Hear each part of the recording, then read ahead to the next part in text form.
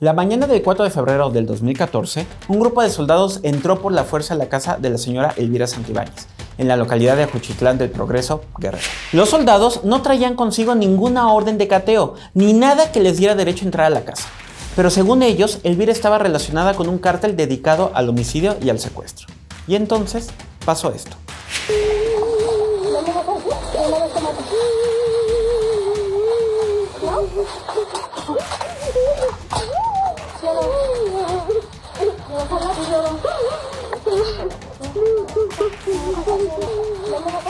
Pero no, Elvira no era ninguna delincuente, y con todo y eso pasó 4 años en prisión hasta que un juez decidió liberarla por falta de pruebas para condenarla. El clásico, usted disculpe. La Comisión Nacional de los Derechos Humanos revisó su caso y concluyó, obviamente, que había sido víctima de tortura, detención arbitraria y múltiples abusos, por los cuales tenía que ser indemnizada. ¿Pero qué creen? A casi 3 años de esa decisión, ella no ha recibido un quinto. Y su caso, tristemente, no es la excepción, es la regla, la realidad de miles de víctimas en México. Se los platico en esta edición de ¿Cuál es la nota? Un espacio donde hablamos de datos, de hechos y también de derechos.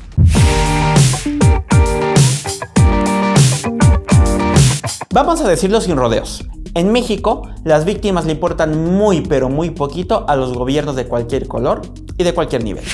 Y si se trata de víctimas de la delincuencia organizada o de violaciones a derechos humanos por parte de alguna autoridad, peor tantito. Las tratan como si fuera su culpa y se les hiciera un gran favor en atenderlas. Así ha sido desde hace varios años y así sigue siendo hoy, y tal vez peor que nunca. Para probarlo, veamos cómo están las cosas en los 3 pilares que tiene el Estado mexicano para atender a las víctimas. La semilla de este abandono y maltrato en el que se encuentran las víctimas tiene lugar, por irónico que parezca, en el llamado Sistema Nacional de Atención a Víctimas, creado a inicios del sexenio pasado con la misión de conjuntar toda la política nacional del Estado mexicano en la atención a las víctimas. Pero dicho sistema existe nada más en el papel, no en la realidad. Y la evidencia más clara de esto son las veces que sus integrantes, entre ellos el presidente del país, se han reunido para sesionar. A ver, la ley de víctimas marca que el sistema debe sesionar 2 veces al año de forma ordinaria y las que sean necesarias de forma extraordinaria.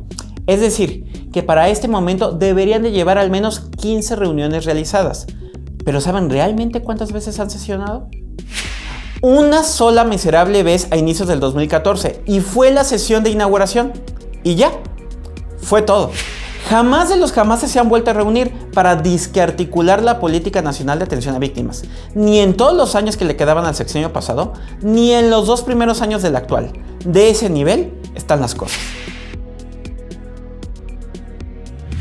Lo único realmente tangible que se materializó con la Ley General de Víctimas es la Comisión Ejecutiva de Atención a Víctimas, que, supuestamente, sería la institución que coordinaría los esfuerzos de atención a víctimas y construiría puentes entre estas y todas las autoridades. La realidad, de nuevo, es otra. La comisión se opera, pero no como un ente coordinador, sino como la ventanilla única a la que miles de víctimas acuden para reclamar las compensaciones económicas y ayudas inmediatas a las que tienen derecho. Se volvió, literal, en una oficina asistencialista, un cedesol de víctimas. Más allá de lo cuestionable que esto puede ser, el problema es que ni eso se ha hecho bien. Por años, la CEAP ha sido señalada de retrasar o complicar las entregas de apoyos, al punto en que más de 500 víctimas han tenido que tramitar amparos contra la propia Comisión de Víctimas por la falta de pagos. La crisis ha llegado a tal punto que en 2020 los pagos de indemnizaciones cayeron más del 80%. Y a ello se suma la extinción del fondo de donde provenían los recursos y el hecho de que hasta empleados de la propia comisión laboran sin contratos.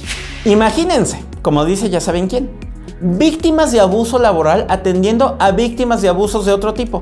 Estamos fritos. La Comisión Nacional de los Derechos Humanos ha tenido, a lo largo de las décadas, claros altibajos. Por momentos se ha convertido en la única instancia que ha denunciado los abusos de parte de las autoridades del Estado, y en otros momentos se ha vuelto cómplice con sus silencios. Un reportaje publicado la semana pasada por Animal Político reveló que, Tristemente, estamos en uno de esos momentos de silencios, y tal vez en el peor de todos. Resulta que la CNDH, sin razón alguna, ocultó los testimonios de decenas de migrantes que durante los 2 últimos años han padecido abusos, torturas y violaciones de parte de criminales, pero también de las autoridades. Testimonios que la comisión fue reuniendo sin que fueran revelados, o peor, sin que se haya hecho algo, y que contradicen totalmente el discurso oficial del actual gobierno de que los migrantes en México ya no padecen abusos. Claro que la realidad siempre termina por salir a flote, y prueba de ello es el multihomicidio de casi 2 decenas de migrantes guatemaltecos ocurrido a finales de enero en Tamaulipas, y donde los presuntos homicidas son, justamente, policías.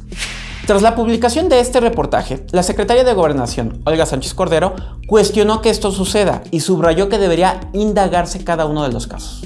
Esperaría que la actuación de la Comisión Nacional de Derechos Humanos, que es una institución muy prestigiada, por cierto, siga y continúe transparentando y no ocultando información y denunciando y haciendo recomendaciones, que es su función, para que las autoridades actuemos en consecuencia. ¿Y cuál fue la respuesta oficial de la CNDH? Prometer que va a indagar hasta sus últimas consecuencias y sancionar a los funcionarios responsables, pero no de haber ocultado los testimonios de los migrantes, sino de haber cometido el terrible pecado de compartirlos con animal político, es decir, de que se transparentara lo que estaba ocurriendo.